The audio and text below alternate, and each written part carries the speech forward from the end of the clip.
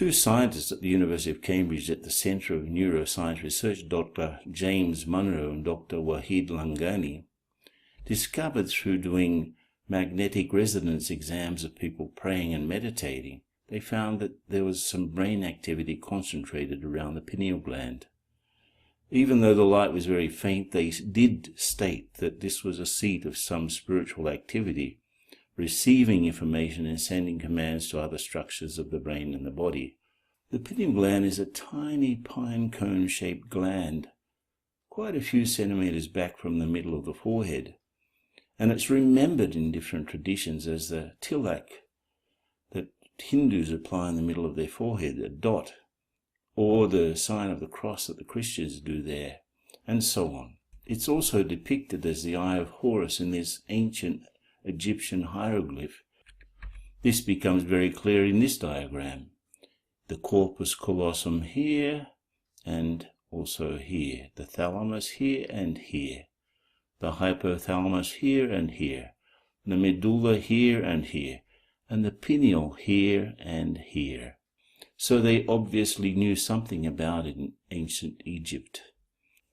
If you remember from the last video, the amygdala receives stimulus from fear or anxiety-producing situations. The hippocampus then codifies that information as memories and sends the signal to the thalamus for the adrenaline response.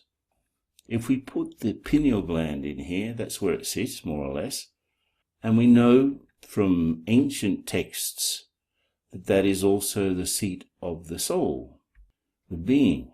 Now, generally, that being is completely unconscious of itself, so that process of receiving stimulus, codifying it as memories and sending out the response doesn't actually have the influence of the work of the being or the soul, because it's normally unaware of itself. It's as if it didn't exist. When we're not aware of who we are as spiritual beings operating these bodies, it's as if we don't have any impact on the system itself. So physical things produce physical responses without any other interference or intervention. But when the soul becomes aware of itself, it can start to send out other types of signals, so that the amygdala is also somewhat controlled, the hippocampus is somewhat controlled, and the thalamus is somewhat controlled.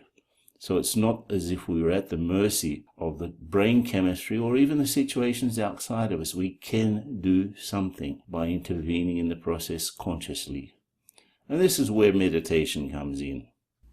Thanks a lot for watching. Send the link to your friends if you want to. Send your comments, please.